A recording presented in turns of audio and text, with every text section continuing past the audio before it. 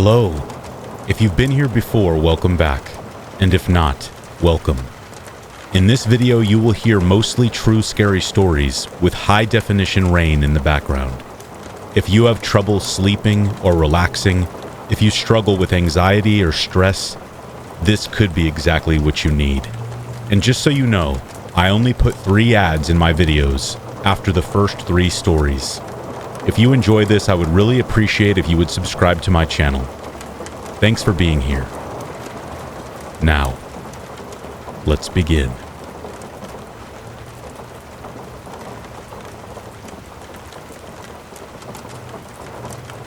To really get my story, you have to understand the layout of my 3rd floor landing. It's not particularly large, but it's designed in a way that's just unsettling enough to stick with you.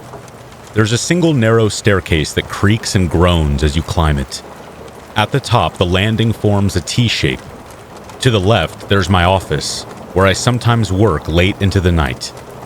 To the right, my bedroom, with a door that's always just a little harder to close than it should be. Straight ahead is the bathroom, with its frosted glass shower and a small, high window that lets in just enough light during the day to give the space an eerie, sterile glow. That bathroom has always felt a bit off to me. Maybe it's the way the sound of the water echoes against the tiles, or how the shower door sticks sometimes, even though there's no visible damage. Whatever it is, I've never been entirely comfortable in there, but I chalked it up to my overactive imagination. One night, around 10 p.m., I decided to take a shower before heading to bed. It had been a long day, and I just wanted to wash off the stress and crawl under the covers. The glass panels on my shower are that kind of concave and convex frosted glass that makes everything on the other side look like a blurry, distorted shadow. I always thought it was kind of cool. It was like looking through a funhouse mirror or something. But that night, it would prove to be anything but fun. The water was warm, and the steam was starting to fog up the glass. I was lost in my thoughts. I should have said this to this person. I should have said that, letting the rhythmic patter of the water calm my nerves as I thought about the events of the day, the conversations that I had. Then suddenly, out of the corner of my eye, I noticed something. A shape. At first, I thought it was just the way the steam was clinging to the glass, creating patterns that played tricks on my eyes. But as I focused, I realized it wasn't random. It was a hand. It wasn't just any hand, though. It was dark, almost black, and seemed to shimmer faintly in the dim light of the bathroom. The fingers were long and thin, too long to belong to anyone I knew.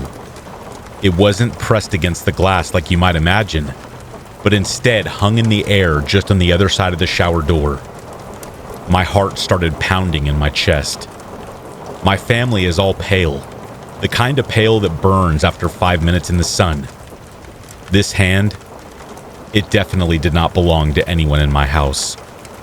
I froze, my mind racing. Maybe it was a shadow from outside. Maybe one of the neighbor's trees had bent in the window, casting a strange silhouette through the bathroom window. But no, the hand moved. Slowly and deliberately, it tilted, almost as if it was waving to me. And then it did something I'll never forget. It reached for the light switch. The switch was just outside the shower, mounted on the wall near the door.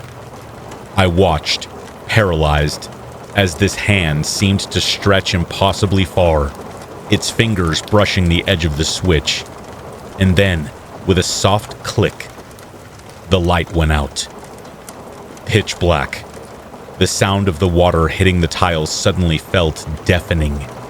My breath was ragged, and I could hear my heart pounding in my ears. Let me tell you, being plunged into darkness while you're in the shower is terrifying, especially when you know someone's in the room and they turned off the light. I have never felt fear like that before. It wasn't the kind of fear you get from a jump scare in a movie or a sudden loud noise. This was primal, bone-deep terror. I was completely vulnerable, literally naked, and trapped in a small, dark space with something that I couldn't explain or control. I stood there for what felt like an eternity, not daring to move. The only sound was the water, which had suddenly taken on an almost sinister quality. I kept straining my ears for any other noise, a creak in the floor, a footstep, but there was nothing, just the water and my own panicked breathing. Finally, I realized I have to do something, so I slowly and cautiously reached out, slid the shower door open.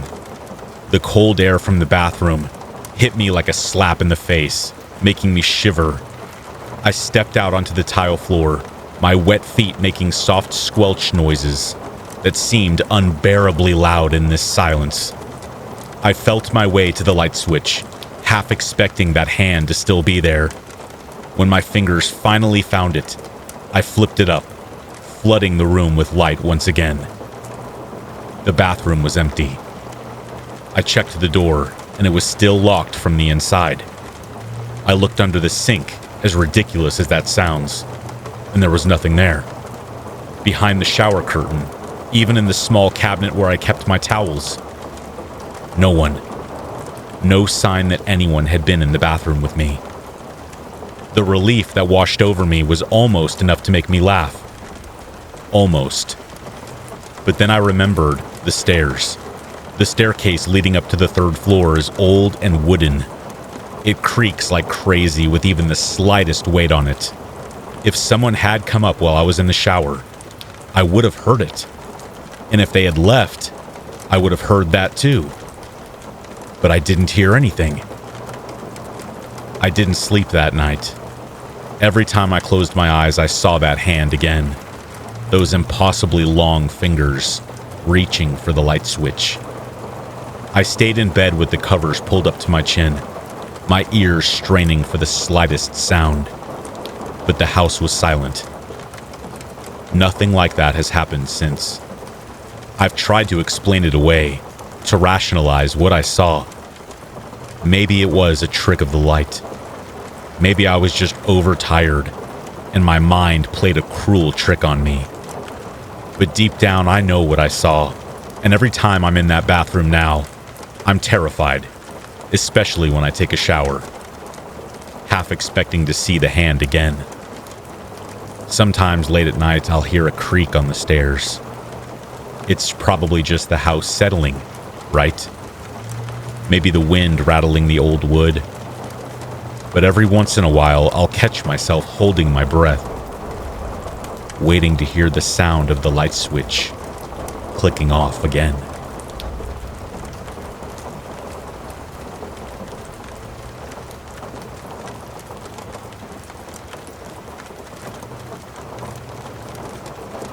Driving to pick up a friend who was at a cabin party about 40 miles west of where I lived. Sounded simple enough. I was doing them a huge favor. It was late, after all, close to 2 a.m. The back roads were as dark and lonely as you could possibly imagine. No street lights, just the faint glow of my headlights bouncing off the trees, and the occasional glint of an animal's eyes in the underbrush. I had been on these kinds of roads before, but something about this night felt different. Heavier somehow. As I navigated the winding path, my phone buzzed in the cup holder. A text from my friend. Bad signal. I'll stay by the road. Just honk when you're close. Great, I thought. Finding this random cabin in the middle of nowhere was going to be a lot more challenging without GPS. I adjusted my grip on the wheel and kept going, trying not to overthink the unsettling quiet. That's when I saw it. A red, four-door sedan parked haphazardly on the side of the road. All of its doors were wide open, and inside, slumped in the seats, were 4 figures. At first, I thought they might just be asleep, as weird as that would be. Oh wait, maybe they're drunk or something. But as I slowed down, I noticed their heads were tilted at odd angles, like their necks couldn't support them. None of them were moving. Not a twitch, not a breath, just limp. in the dark. I suddenly felt a cold shiver. I didn't stop driving, but I could not help staring as I rolled past. The headlights didn't show much, but the scene was enough to make my skin crawl. Who leaves their car doors open like that? Who were they? Why were they sitting in the car like that? Was something wrong? I'm not proud of this, but I did not have the guts to stop and see if they needed help. My mind raced with the possibilities. Maybe it was a prank. Maybe they were trying to lure me. Something inside me told me, instinctually, keep driving. I tried calling my friend again, and there was no signal. Just static and the faint hum of the engine as I drove deeper into the woods. Eventually, I reached the end of the road where the cabin was supposed to be. Except it wasn't. The cabin wasn't there. No lights, no sounds of a party, nothing. I reached a dead end. Frustrated and a little spooked, I turned around as there was nothing else I could do and headed back the way I came. Maybe I missed the turn. By now, it was close to 3 a.m. The road felt even darker somehow. As I approached the spot where I had seen that red car, I felt my pulse quicken. The car was still there, but something was different. Only the front passenger door was open now, and the figures inside were not slumped anymore. They were sitting upright, heads turned toward the road, toward me. I slowed down, almost against my will, trying to process what I was seeing. Their faces were blank, completely expressionless, but their eyes were locked on me, following my car as I crept past at about 10 miles per hour. It was not just a glance either. It was as if they were waiting for me, expecting me to drive by again. The air inside my car was thick and heavy, like it was pressing down on my chest. I couldn't look away, even though every part of me wanted to. As soon as I was past them, I hit the gas, my tires crunching against the gravel as I sped away. My hands were shaking on the wheel. My heart felt like it was about to explode in my chest. I didn't care about the cabin or my friend anymore. That was just too much. I just wanted to get out of there. When I finally got home, I sat in my driveway for what felt like an hour at least. I thought about calling someone, maybe the police, but what would I even say? Maybe I could just call the non-emergency line and just tell them about something weird I saw. I couldn't shake the feeling, though, that there was something wrong. Couldn't explain it. I still can't. The next day, I called my friend to see if he had made it home, and I apologized profusely. He had, thankfully. Apparently, he had gotten a ride with someone else. I wanted to tell him about what I saw, about the figures that I saw inside the car, but I stopped myself, not really sure why. Something just made me feel like I should not talk about it, like talking about it would make it worse somehow. Even now, years later, I avoid that stretch of road. I don't know who or what I saw that night, and I don't think I really want to. Sometimes I do want to. The curiosity of what I saw. It sucks that I'll never know.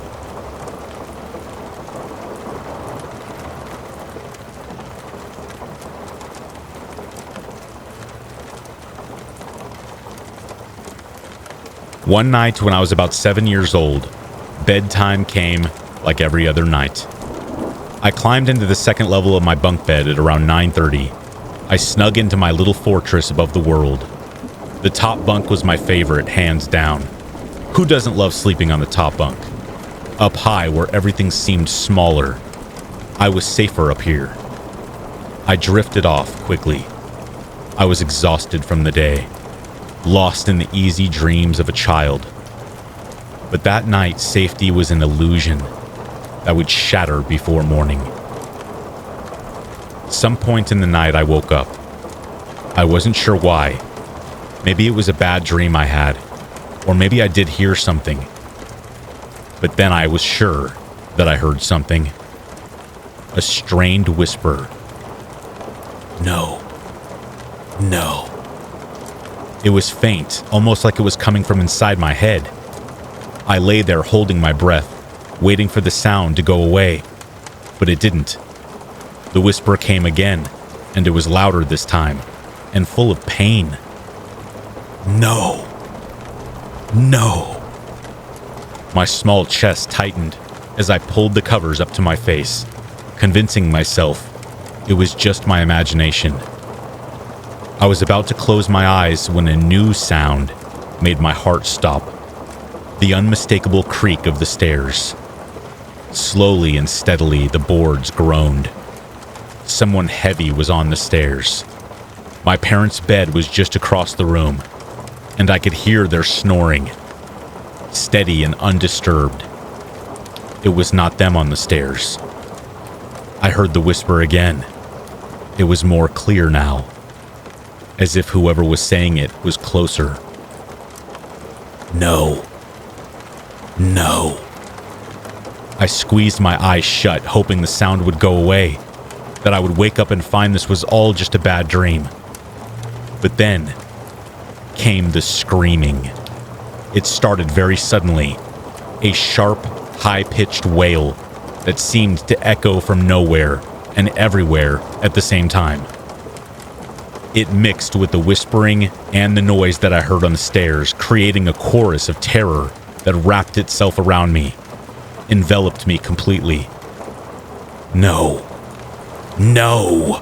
The voice continued, much louder now, blending with the screams. Terrified and wondering why my parents were not coming into the room, I slid out of bed as quietly as I could. My hands shook as I felt for the ladder, my only way down. Each rung seemed louder than the last, and I winced with every small noise. When my feet hit the floor, I crawled on the ground toward the door. The door offered a full view of the stairs, where the creaking and the whispers were coming from.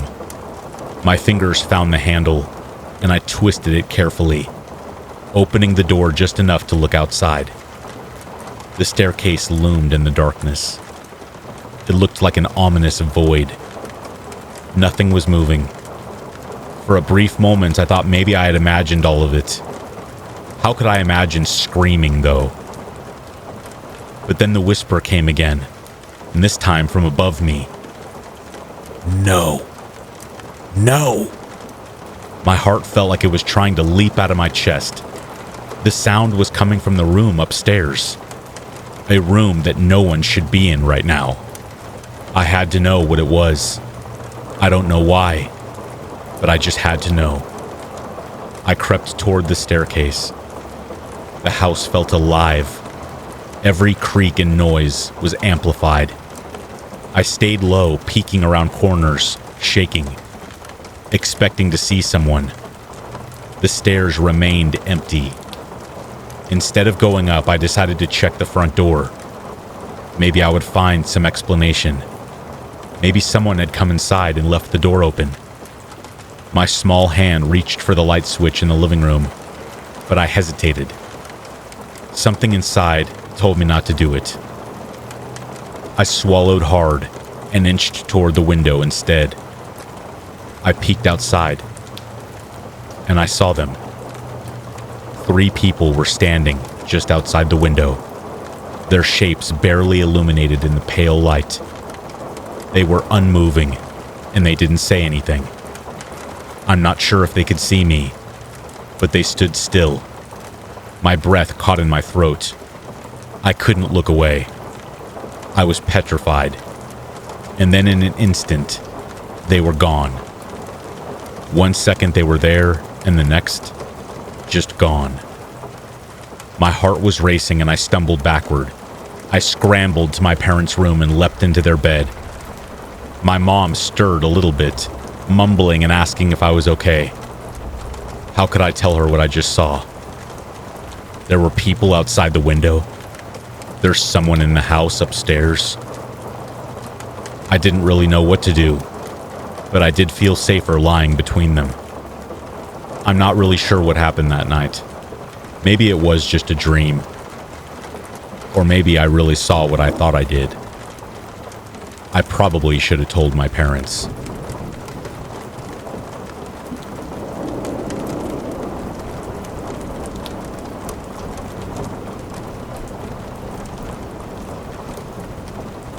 It was supposed to be a cool, quiet evening with my brother, him 11 and me 12 years old. We were left to fend for ourselves this night as our parents went on a date night. We weren't scared or anything. This was kind of a normal thing, and we were used to it at this point. Our house was small. All of the lights were on, and we had snacks and a couple of movies lined up to keep us entertained until bedtime. It was just one of those ordinary nights. Nothing felt weird until we heard a knock on the door. I think it was around 8 p.m., and the knock echoed through the house. My brother and I froze for a minute and paused the TV, looking at each other. A voice followed, muffled but clear enough to hear it. "Pizza." At first I thought it was my dad playing a joke as they just arrived home. He had a habit of doing stuff like that. Instinctively I smiled and started walking toward the door, laughing under my breath. But as I reached for the doorknob, my brother told me to stop. He said, "That's not Dad." The realization hit me like a bucket of cold water. He was right. My dad's voice was different. It was deeper. It was warm and familiar. Who was this?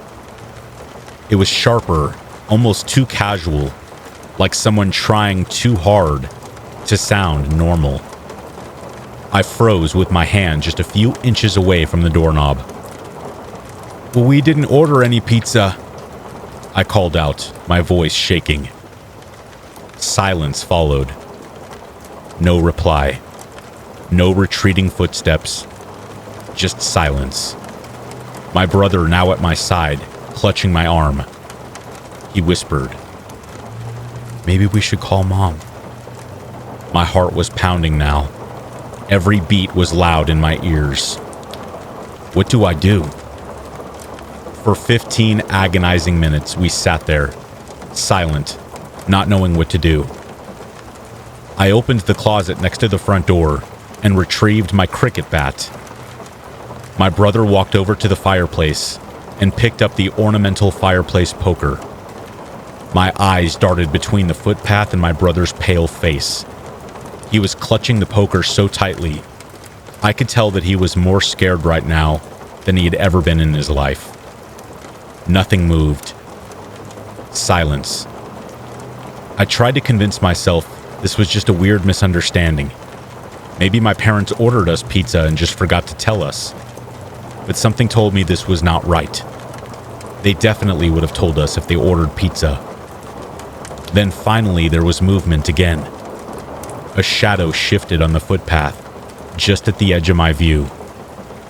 The person was tall. They had long dark hair tied back in a ponytail, and he wore a long coat that seemed to swallow him. But what struck me most was that he was not carrying a pizza. He didn't run or hurry away. He just nonchalantly slowly walked away. I ducked down, motioned for my brother to stay quiet and low. We waited until we couldn't hear his footsteps anymore. When we finally felt like we were free to move around again, everything felt different. The vibe was destroyed. The cozy warmth of the house was now gone, replaced with cold, dark shadows that seemed darker than normal. I made sure every single light was on in the house. Every single one. We sat on the couch, huddled together, waiting for our parents to come home. When they finally walked through the door, my brother burst into tears. My mom immediately knew something was very wrong. We tried to explain. The story sounded ridiculous even to us. I'm pretty sure my dad didn't sleep that night. He was in the living room much longer than normal, stepping outside every few minutes to make sure there was nobody out there. I have no idea who the man was, or what would have happened if we had opened the door. pretty scary to think about, though.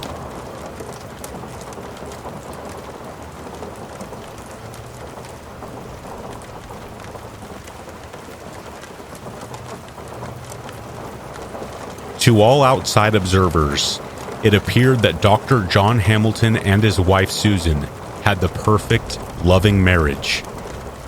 In their 14 years of blissful union, John's passionate love for his spouse had led him to lavish her with expensive gifts and luxurious vacations. A brand new Porsche on their wedding day being just the beginning of a long list of romantically motivated purchases. But John wasn't just generous with his money. He was apparently generous of heart, too, and spent a great deal of time reminding Susan just how much he loved her in a variety of heartwarming ways. When Susan professed a yearning for employment, for a purpose outside of being a housewife, John gave her a job at his highly esteemed obstetrics and gynecology clinic in Oklahoma City. He was there for her in every way, and by all accounts they were a textbook case of romantic longevity. But that's what makes it all the more horrifying, that on Valentine's Day of 2001, Dr. Hamilton's arrival at the family home kicked off a chain of events that would turn their perfect little world into a living nightmare. As you can imagine, in a marriage as loving as John and Susan's, Valentine's Day was held in high esteem. Every single year they were married, they exchanged gifts and cards, often having planned some kind of romantic rendezvous, be it dinner and a movie or a walk around a local park. But on Valentine's Day of 2001, John was needed in the operating room of his clinic, fairly early in the morning too. Any exchange of gifts would have to wait until his lunch break. But just as he promised, John ducked out of the clinic as soon as he was able and drove home to spend a romantic half hour with his wife, after which he would have to return for another surgery. He called her name as he walked through the front door, but she didn't answer. John suspected that his wife might have some kind of surprise in store for him, and he felt a ripple of excitement to run through him as he walked up the stairs towards the master bedroom. He called his wife's name again, but still there was no answer. And it was then that something caught John's eye. Lying on the floor of the second floor bathroom, it was Susan. She was in a crumpled, lifeless heap, with blood pooling underneath her. Paramedics were called to the scene, but Susan couldn't be revived. Those in attendance noted that she appeared to have been strangled with two of her husband's expensive silk neckties. But the blood on the bathroom floor was undoubtedly from the series of bloody head wounds she had due to repeated blunt force trauma, the wounds being so severe that parts of her brain were exposed, while her face was completely unrecognizable. To his absolute horror, Dr. John Hamilton was the #1 suspect in his wife's murder from the very beginning. Police have since publicly stated that there were many factors which led them to such a conclusion. The first being that there was no sign of forced entry to the home. Whoever killed Susan had keys to the residence. It was also a crime in which nothing of value was stolen, and one which there were no bloody fingerprints left in a bathroom, which had blood almost everywhere. This meant that there was a distinct chance that whoever killed Susan was either extremely professional, incredibly lucky, or had the time and privacy to scrub the scene of incriminating evidence before the body was found. On top of that, while searching the home, police got their hands on a Valentine's Day card that Susan had written to John, presumably that year. And in the message inside wasn't nearly as loving and cheerful as you might imagine. I bought this 2 weeks ago, so I guess maybe it doesn't seem as appropriate. But I do love you. Have a great day. Susan. The contents of the card raised a lot of questions concerning the state of Hamilton's marriage. Evidently, it suggests that there had been some kind of incident or argument, one that had caused a degree of turmoil, and somewhat soured that Valentine's feeling. As it later turned out, this incident involved Susan catching John making phone calls to a woman employed as a topless dancer. Police actually found hundreds of calls to this person on John's cell phone during their investigation, and heard from close friends of Susan that she had confessed to considering a divorce. To the cops, the explanation seemed simple. John had murdered his wife to prevent her from running off with half of his money. But at his trial, much of the local community came out in support of Dr. Hamilton and refused to believe that the man was capable of such a horrific crime, especially given that the victim was his own beloved wife. But when the paramedics who attended the 911 call John made were questioned in court, the jury began to notice some disturbing inconsistencies in his story. Hamilton testified in court that after he contacted emergency services, he had gotten to work trying to perform CPR on his wife's bloodied corpse. And this appeared to be true, as the paramedics confirmed that when they had arrived, John had been performing chest compressions. But as people who performed CPR on an almost daily basis, the paramedics noticed something peculiar about John's technique. It was incredibly ineffective. From a regular person with no first aid training, that could be understandable. But John's was so bad that it almost looked like he wasn't actually trying to revive Susan at all, which for a medical professional is very suspicious. John also claimed that he had tried performing mouth-to-mouth resuscitation on his wife, but the paramedics claimed that John had no blood on his mouth or face when they arrived. There was so much blood around the victim's head that there's no way John could have performed mouth-to-mouth and not gotten any on him. Some of Susan's blood was also found on the steering wheel of Dr. Hamilton's car, and despite his claim in court that he had simply moved the vehicle to make room for emergency vehicles, a prosecutor was able to make use of the overall suspicion to claim that this was evidence that John had been considering an escape attempt. At one point during the trial, the prosecution's case against Dr. Hamilton appeared to be floundering. Hamilton's defense attorney had brought a number of key character witnesses to testify in court, and all had built a picture of John as nothing but a loving husband, and he believed that the nail in the prosecution's coffin would be the testimony of a crime scene investigator named Tom Bevel, an expert on blood splatter at crime scenes. Bevel was essentially brought in to confirm that the blood splatter on Dr. Hamilton's shirt, the same one he was wearing during his attempt at CPR, was consistent with a man simply trying to revive his murdered wife while in a state of extreme panic and grief. At first, Tom Bevel did indeed testify that much of the blood splatter could have well been from the doctor's attempts at CPR. But as it turned out, Bevel had noticed something that other investigators had overlooked. He had made a note of the few small flecks of blood that could be found on the inside of Hamilton's right sleeve, a pattern he had seen many times before on the clothing of people who have killed someone with a blunt object. In the seconds that followed, the courtroom was deathly silent. An expert defense witness had testified against the person they were supposed to be defending, and in just a few words, Tom Bevel had condemned Dr. Hamilton to prison. When later asked why he made the decision to essentially act as a witness for the prosecution, Bevel claimed he just had to tell the truth. He said he had sworn an oath, something that overrode any allegiance he may have had to his client. After that, it only took 2 hours for a jury of his peers to find John Hamilton guilty on the charge of first-degree murder, whereafter a judge sentenced him to life in prison. Those that followed the case were highly disturbed by the sudden turn of events. John had and still does maintain his innocence, even to this day. But more and more evidence points to the idea that he killed his wife in cold blood. His defense team even floated the idea that he must have been innocent, because the guilty timeline would mean that John went to work and performed flawless surgeries right after murdering the love of his life.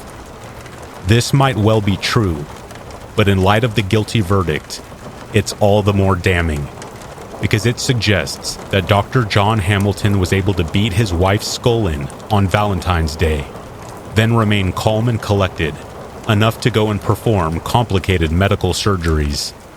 And if it's true, then maybe a more fitting name for Dr. Hamilton is Dr. Death.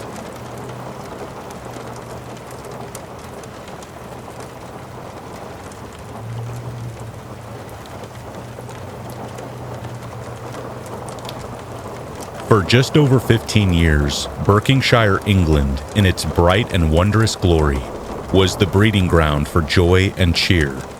Every year, the denizens of the city gather around the center of the square to share the tales of the supernatural. Tales of goblins and elves, of wizards and witches, tales of heroism and valor. This particular holiday was known to them as Lore Night, the one time of year where any patron, young and old, were invited to come from all countries and cultures in the world. Lore Night always began upon the setting sun and would seldom end until the rising dawn. Of course, food and the best of the freshly brewed ale were always anticipated on this night. Freshly killed and optimally prepared game, accompanied by what would be compared to at least 2 full-grown fields of delicious crops. On a selected few occasions, it was said that there would even be music being played as the tales of the tales larger than life were being told. The best aspect of Lore Night, according to most in Berkshire, was when one storyteller would subtly attempt to weave their tale in such a way that would attempt to outdo the other tales being told that night. For example, 2 years back, a young lad captivated all in attendance beyond all others with his tale of a fierce and virtuous warrior that would conquer beasts and dragons alike for the protection of his kingdom. Another tale that was applauded above all others, one particular Lore Night, was spoken by a Norwegian sailor who celebrated his own account of encountering and defending his vessel against the wrath of the damnable Draugr. Until tonight, this tale was considered to be incontestable in its popularity among the commoners in Berkshire.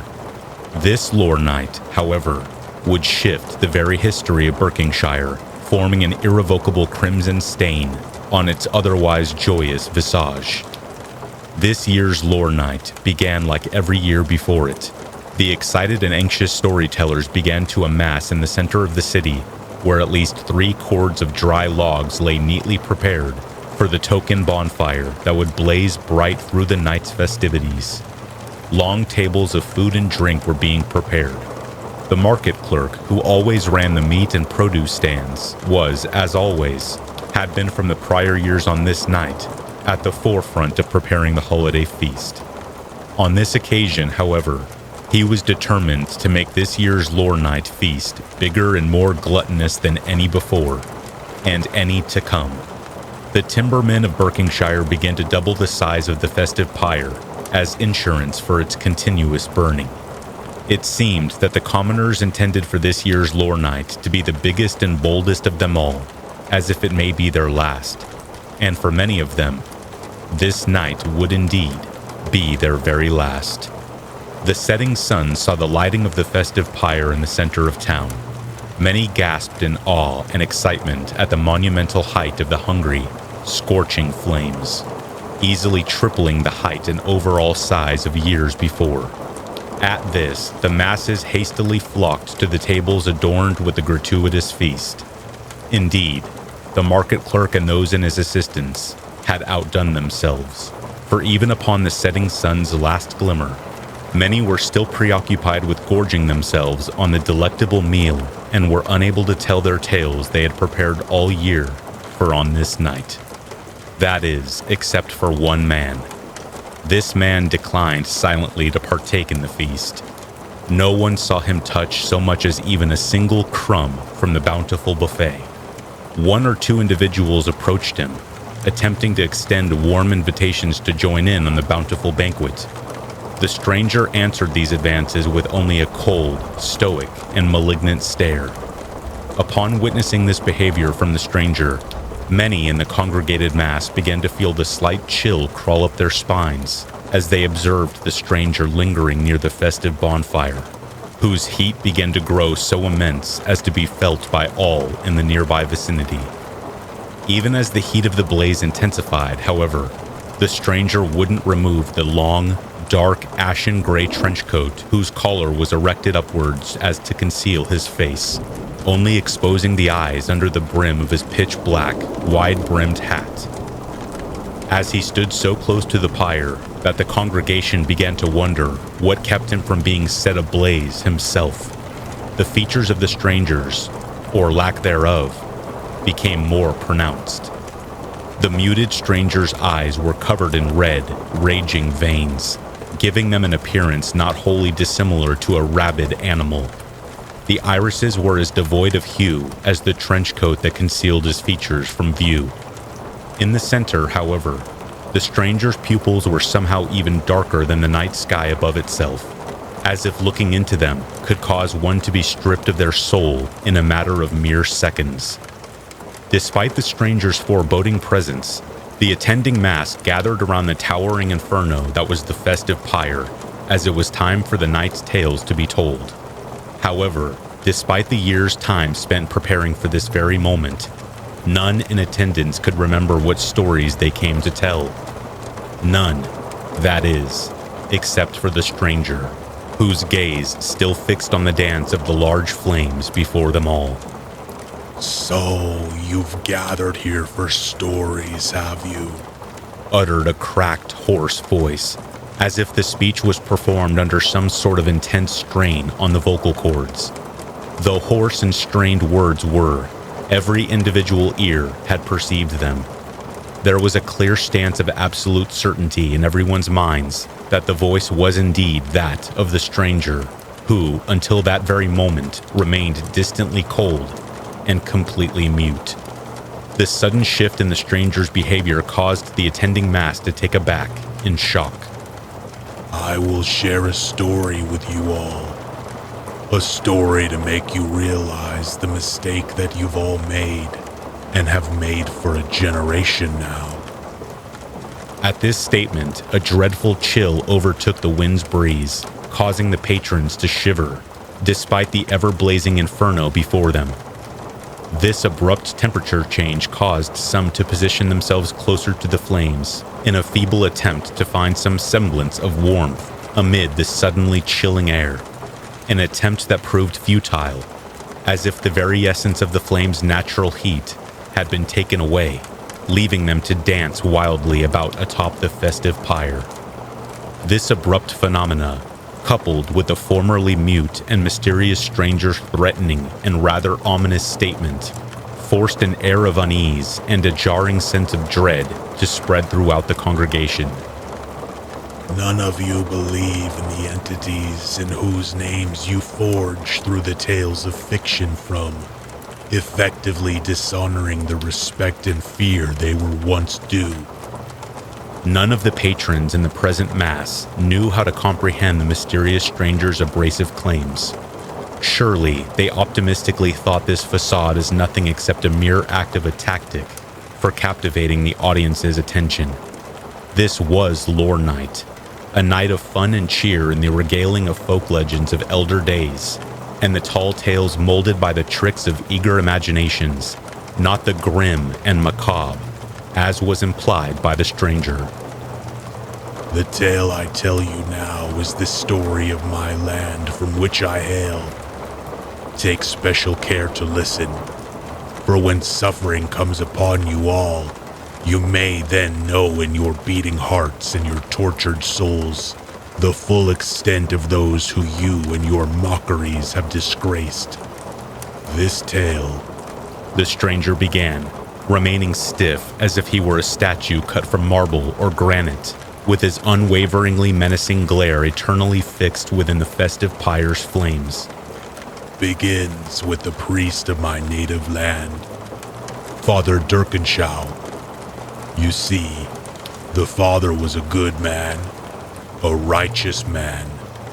Holy as he was, the wills and righteous ways of the god blinded the good father to the dangerous arrogance of closing his mind to the powers beyond the grasp of even the Heavenly Father's might to contest. As the stranger continued his blasphemous, macabre narration, a stench of decay and formaldehyde laced the air that was breathed by the congregated audience, forcing more than many of them to begin to gag, whilst others attempted the banquet they enjoyed profusely from being emptied from their stomachs. Father Dirkenshaw, the stranger continued, had no tolerance for any such aspect of life that was not deemed as being of God's will. Much like you all, Father Dirkenshaw was all too swift to brush away anything deemed not of holy merit as but mere illusions of deluded and perverted minds. The father conducted his life in this manner for many generations, blissfully ignorant of the forces that play beyond the sacred rites of the Christian faith. The flames began to shift color from the bright orange to an infernal red. All at once, the formerly lost heat returned twofold, forcing the patrons to profusely sweat. Beyond the mild physical discomfort, however, was an infernal terror that this, as well as the previous phenomena, must in some way or another be connected to the stranger. This collectively agreed upon conclusion was not voiced by any, however, to not draw any undesirable attention to themselves, as well as to feed their equally growing sense of morbid curiosity in hearing exactly where the stranger's story would go next. The stranger's eyes widened, further pronouncing their disturbing appearance. That is, he continued, his voice further distorting with each uttered word, until the arrival of a conjurer whose very nature could and did challenge the will of the church. No one knows where he wandered from, as no one could remember any interaction with him. They hadn't even known of his name. The surrounding darkness outside of the immediate radius of the bonfire's light began to crawl inward close to the towering blaze, engulfing nearly all of the congregated patrons, leaving only a few to be spared from the shadows by the ever-raging fire's light. Whimpers of terrified anxiety rose amongst them as they began to lose sight of each other in the encroaching void, whilst the stranger, still illuminated in the glow of the blaze, continued regaling them of his ghostly testament. The stranger began to finally undo the buttons of his trench coat, though not quite yet enough to expose any of his features apart from his corpse-like eyes. You see, the conjurer wished to live in peace amongst the natives. The stranger continued, his cold, sinister gaze appearing to cause the flames to dance more viciously upon the festive pyre than before. But his hunger and conflicting practices forced him into a life of cold solitude. He would spend his days in a blissful hibernation and would walk the land under the moon's glow. That alone, while trivial and mysterious to the commoners, was not what caused them to shun him. It was his unnatural palate for living blood. It was at this very moment when the now captivated mass began to perceive what they could only describe being the chilling laughter of a pack of hyenas who lost themselves to some sort of state of hysteria. Hearing these cackles, certain individuals found themselves grateful, in an odd sort of way, that the oppressive darkness that now nearly swallowed each and every individual had rendered them unable to see even so much as their hands in front of their faces, lest they would be forced to envision whatever demonic beings that could produce such a noise. Despite the increasingly overwhelming urge to attempt a flight from the morbid phenomenon occurring in the city's center, none in the congregation could find within them the strength of will even to flee in fear. The stranger's ghoulish narrative continued, despite the infectiously spreading dread amongst the mass, who were now swallowed in entirety by the looming shadow. His taste, his lust for warm, fresh blood could never be sated, for such in the existence of one such as he, always craving, never enough. However, in spite of his ravenous nature, he wished only peace to the village folk. For many years, he would live off the blood of the livestock. One night, upon his awakening, the conjurer had spied upon a beautiful maiden, the most beautiful of any in the long-recorded history of this lifetime to ever have and ever would walk these lands. The love birthed within him had not been felt since his conception into this earth. The manic howls from deep within the looming shadows became louder, growing closer and more pronounced, much the same fashion as a flock of predators encircling their helpless victims, allowing the venomous fear to cripple mind and body before gorging themselves upon the fresh pound of flesh. Screams and shrieks of fright rang out into the ever-persisting darkness as glints of maliciously ravenous eyes shone as crimson as that of the rubies encrusted within the trinkets of the maidens present in the horrific scene of unholy events. Having left with no conceivable alternative for escaping the menacing darkness and whatever malevolent evils within, the mass began to congregate as close to the blazing festive pyre as was physically possible, yet still taking great care to space away from the stranger, as if wandering too close to his presence may see them afflicted by some nature of unsaintly power that he may supposedly possess. "What be thy lordly given name, sir, from the distant lands beyond?" she asked the mysterious conjurer. The stranger's narrative continued. To this, the conjurer spoke to her the very name that reigns the utmost supremacy in the land that I hail. I, my sweet delicate blossom, am Lord Vladimir Claviculus of the Eastern Kingdoms. The stranger roared the name aloud, causing the blaze to flare in an angry burst, and the deranged howls and cackles within the consuming darkness to bark out into the open night, creeping ever closer to the center. As swiftly as his eyes could entrap hers, her heart succumbed to his lustful whims. Many a night following, the proud Lord Claviculus would call her from her tower to meet him, purely for the consumption of her precious blood from her beautifully porcelain neck. It was said that Lord Claviculus's bite filled the maiden's heart with further desire for him. For each night, she was said to have grown restless, impatient for her consort's return. At this, many within the congregation began to feel cold, petite hands softly caressing their bare flesh as the cackles within the consuming void continued to advance upon them. Soft, inane whispers were heard by each ear in the captive mass, almost appearing as sensual. The stranger, of whose damning glare never arrested from the ceaseless fury of the furious flames within the festive pyre, continued whilst his voice further stripped away into a malicious rattle-pyre hatred as his tale went on. Oh, her blood did he drink and drink until she no longer answered her master's siren call. For many a night he had searched for her, starving of the young mistress's blood when he discovered the truth of her absence. For after they last met, the natives spoke against her to the ever-righteous Father Dirkenschau, who, in all his holy practices, ruled her to the world, and Holy Father above as a witch, a devil's familiar, which their faith unwavering in their blind convictions, the distraught Lord discovered that his maiden had been felled, like many a maiden caught victim to blind conviction, by a raging fire like this, before you all now. Screams of inhuman agony deafened the congregation as the wild, untamed flames began to shape and form themselves into the form of a delicate young maiden.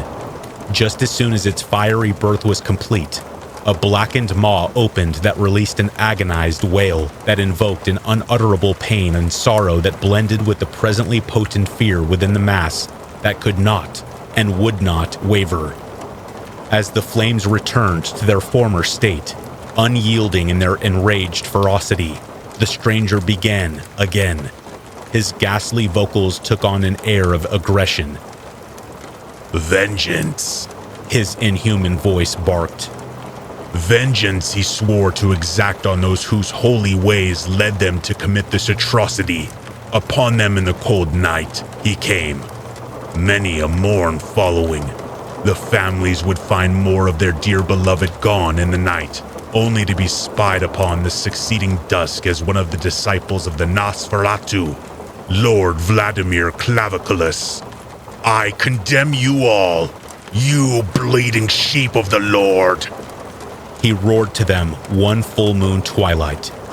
Damn you all, whose faith blinds you to the wills existent beyond God's law. Your actions deemed righteous by your God, because of your lack of vision and lack of control, stripped me of what I held dear to me. For this I declare that, as long as I am bound to walk these lands with earthly feet, the setting sun on this night for every generation to come, myself and my dwellers of the night will come. Any of whom we spy in their play, we shall strip away from you, as you stripped her away from me. For this I swear to you, and all whose faith and corrupted practice conduct your lives. For this night will belong to us, the Nosferatu, the vampire. I christen this very gravely dusk, along with every such that recurs on every century to come, as the Nosferatu Nacht, the vampire's night. And upon his declaration's conclusion, the vampire, Lord Claviculus, began his dark campaign, with sating his feral ire with the blood he spilled from the great priest, Father Dirkenschau. Many perished at the wrath and burning ire for the warm, innocent blood that night before the sun rose, warding him away until the next annual cycle awakened him, concluding in the same grotesque manner as before. The abysmal cacophony intensified to a deafening pitch, with only the stranger's ghoulishly rasping voice being able to be distinguished separately. From that night, and every Nosferatu Nacht since, Lord Claviculus has walked on this cold night, sating his desire for blood on those who foolishly neglect to pay credence to his words. Upon the conclusion of the stranger's horrifying anecdote, the mad cackles of malice abruptly died, shrouding the congregation in a jarring silence, save only for the crackling of the flames. As the stranger began to remove his trench coat and hat for the first time, revealing a gaunt and bony face bound with gray, clammy flesh pulled taut over his skull, and long wispy strands of albino hair, his cold blue, dead lips began to part upwards into a deranged vulpine grin that exposed unnaturally long, thin canine molars, as sharp as the nobleman's dagger.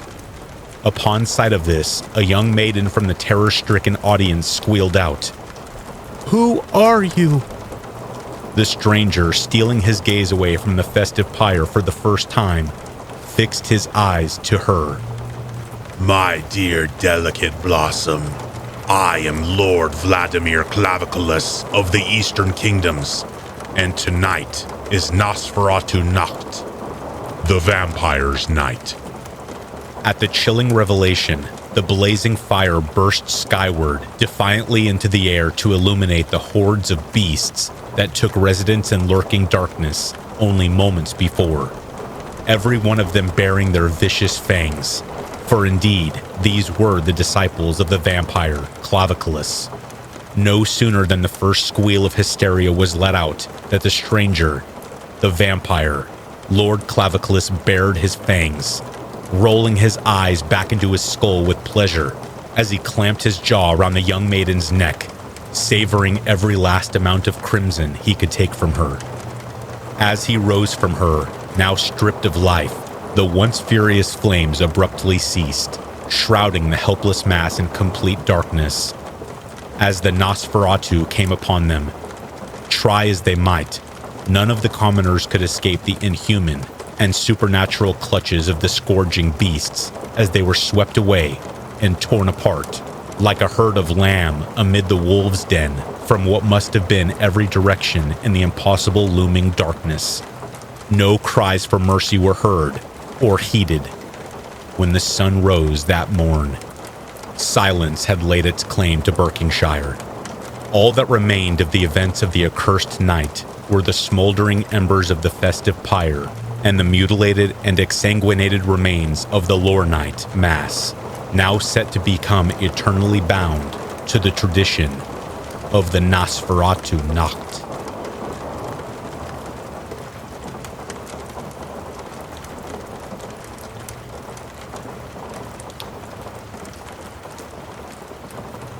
On December 17, 1938, 19-year-old college graduate Margaret Martin left her home in Kingston, Pennsylvania to meet with an unknown man who offered her a potential secretarial job.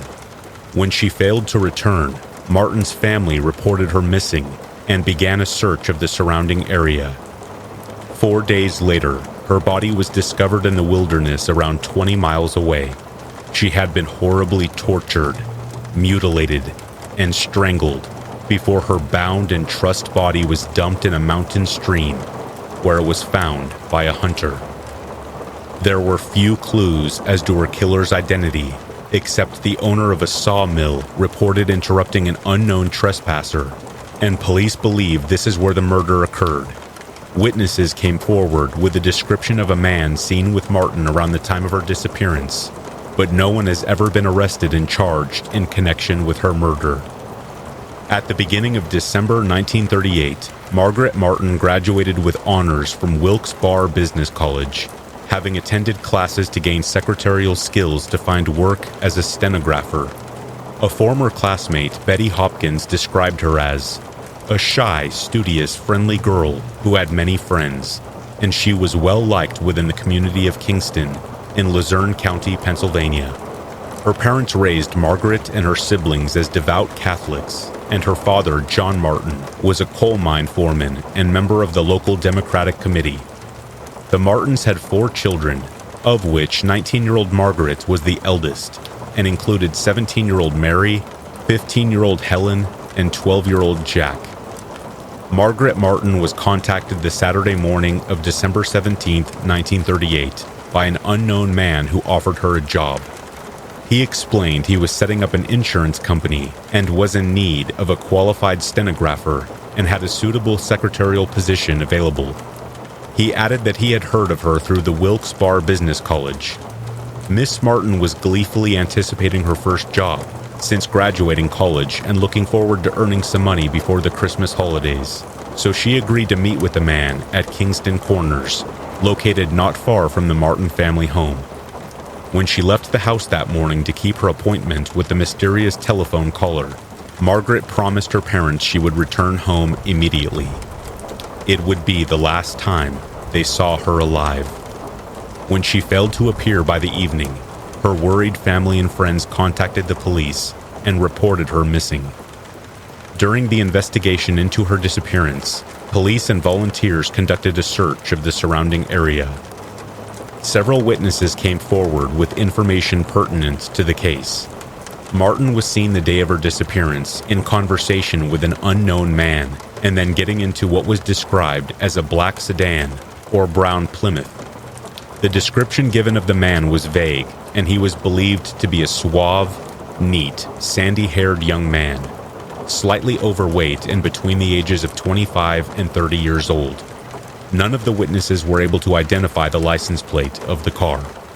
There were numerous theories on what might have happened to Miss Martin, with some believing she had been kidnapped. The absence of a ransom note seemed to indicate that it was more likely she was either the victim of a sex maniac or had fallen victim to white slaver traders. The search failed to find any trace of her, and the publicity surrounding the disappearance was hampered because the local newspapers were on strike. On December 21, 1938, several days after she vanished, the body of Margaret Martin was discovered in the Wyoming County woodlands, around 25 miles from her home. 19-year-old Anthony Rezikowski was out trapping muskrats in the forested area when he made the grim discovery.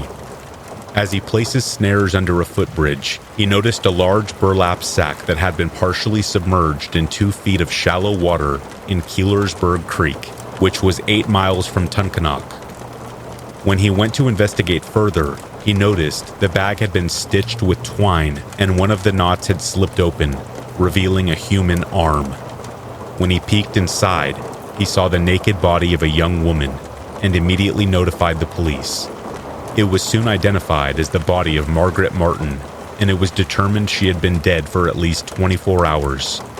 Tracks along the tiny Keelersburg Creek were blotted out by snow, and state troopers searched the immediate area looking for clues. The coroner concluded from the bruises to her neck that the cause of death was strangulation, but she suffered many other wounds, and she had been tortured and mutilated by her killer. Her body showed signs of having been beaten with a large object, possibly a rock, and there were knife wounds to her stomach and thigh. The coroner commented that she had suffered the molestation of a degenerate. Her family was notified, and John Martin said of his daughter, "Our little girl fought for herself and died the pure girl she was," while her mother said, "She is with God today." Lieutenant Charles S. Cook headed a detail of the state police investigation into the murder and asserted the killer was apparently someone familiar with the Wyoming woodlands who had driven a car to roughly 75 yards from the bridge, then carried the body to the spot where it was found. He reiterated this fact by saying, "Someone familiar with the territory placed the body in the creek, and it might not have been found for several years if the young man setting traps had not passed through the lonely section." Because of the remote location of the discovery and how the body was found, Lieutenant Cook was convinced that the murder took place somewhere else. The owner of a Forkston sawmill, James Kedd, reported finding a trespasser on his property and fired a warning shot in the intruder's direction, apparently scaring the man off. This incident occurred the day before Martin's body was discovered, and the sawmill was 12 miles from Keelersburg Creek. Police theorized the trespasser was the killer who murdered Martin inside the sawmill and then attempted to dismember her body and destroy it in the mill's firebox. Ashes were recovered from the sawmill boiler, and police were confident there would contain particles of clothing worn by Miss Martin, along with metal fragments believed to be a dress ornament. However, these were analyzed by a Wilkes-Barre chemist and found to contain only waste material. Major William Clark, the 3rd Squadron commander who headed the state police investigation, concluded that the sawmill theory had been almost eliminated, but more inquiries would be made. The only clues left with the body were the 2 burlap bags in which the body was found, a length of sash cord that had bound the body, and a gentleman's silk scarf, which had no identifying marks. On December 22nd, the Scranton Tribune predicted that the killer would be captured within the following 24 hours. The funeral of Margaret Martin was held on December 24th at St. Ignatius Church in Kingston, and hundreds of people were in attendance. Several plain-clothed officers were also present, working on the belief they might spot someone acting suspiciously. 4 days later, on December 28th, Pennsylvania State Senator Leo C. Mundy declared that he would introduce a bill at the next state legislature which would make sex crimes punishable by execution. It would also include the registration of all sex offenders and the requirement of all physicians, social and welfare workers to report anyone who exhibited such tendencies. Senator Mundy was prompted to introduce this bill as a direct result of Margaret Martin's brutal murder. The Deputy Commissioner of the State Police, Colonel Cecil M. Wilhelm, predicted that the mystery of her death would someday be solved.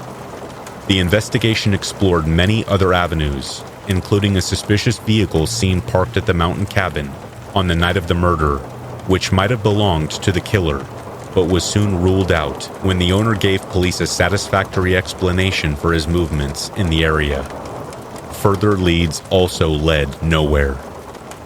A reported incident where a bundle of clothing thrown from a car near Orwigsburg was suspected to be the killer disposing of Martin's clothes, but proved to be unrelated.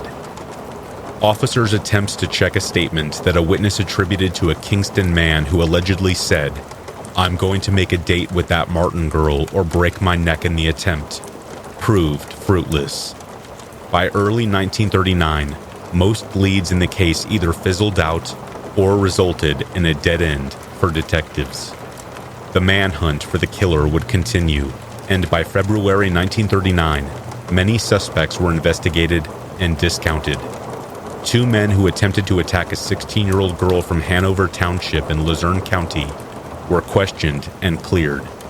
Many locals had their theories on who the killer might be, such as a mortician from Wyoming County, a local assistant pastor, a businessman's son who left the area soon after the murder, a local teenager who had a crush on the victim, and a teacher at the Wilkes-Barre Business College who held an infatuation with Martin. The case was the most baffling mystery the local and state police had ever encountered. In June 1939, the Luzerne County District Attorney's Office announced there would be no request to Luzerne County Commissioners to offer a reward for the capture of the killer. However, it was disclosed that new clues had surfaced in the case, which might soon lead to the arrest of one of 2 suspects. He did not specify what those clues were, nor whether an arrest was imminent. Despite this promising development, nothing further was revealed, and no arrests were made. In September 1942, 21-year-old Orban Taylor of New York City confessed to Scranton police that he was responsible for the death of Margaret Martin. Taylor was formerly a resident of Wilkes-Barre and told investigators that he visited the area while serving in the U.S. Army.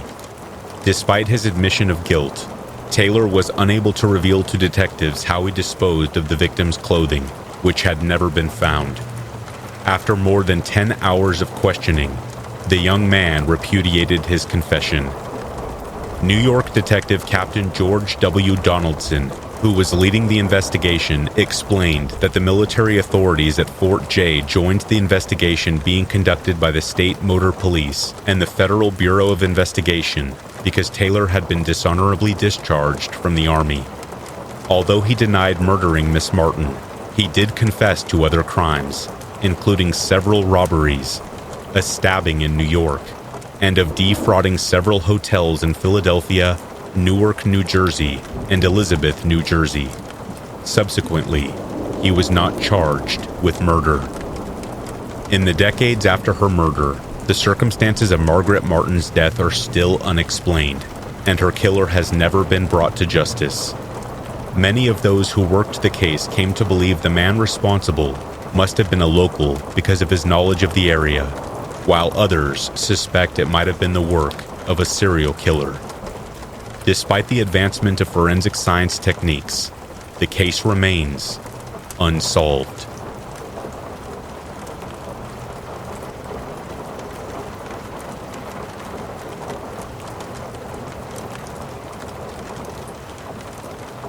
In the vast labyrinth of unsolved true crime cases, few have captured the public's imagination quite like the perplexing vanishing of Dr. Sneha Ann Phillip. A brilliant and ambitious young physician, Dr. Phillip's life came to an inexplicable halt on September 10, 2001, right before the tumultuous chaos of the 9/11 terrorist attacks in New York City. Her sudden disappearance, overshadowed by the devastating events of that fateful day, left law enforcement, friends, and family grappling with the question, what happened to Sneha Ann Phillip? Dr. Sneha Ann Phillip was born on October 7, 1969, in India, and from an early age it was evident that she possessed an unwavering determination to succeed. She ventured to the United States to pursue her dream of becoming a medical professional, eventually graduating with honors from the Chicago College of Osteopathic Medicine in 1995. With her aspirations firmly rooted, she moved to the vibrant metropolis of New York City, where she completed her residency at the prestigious Cabrini Medical Center in Manhattan. On the morning of September 10, 2001, the world had no inkling of the darkness that was about to envelop it. Nor did anyone anticipate the inexplicable fate that awaited Dr. Sneha Ann Phillip. She was seen leaving her Battery Park City apartment that morning, her energy and optimism a reflection of the city's bustling atmosphere. Like countless other New Yorkers, She was heading to work, preparing to fulfill her duties as a physician at the Cabrini Medical Center. Surveillance cameras captured footage of Dr. Phillip at a local grocery store near her apartment that day, making a routine purchase, providing the last glimpse of her before she vanished into thin air. However, as night descended upon the city, she failed to return home, setting into motion a series of events that would unravel an enigmatic puzzle. In the wake of the devastating 9/11 attacks, the search of Dr. Sneha Ann Phillip was inevitably overshadowed by the urgency of finding survivors and victims at Ground Zero.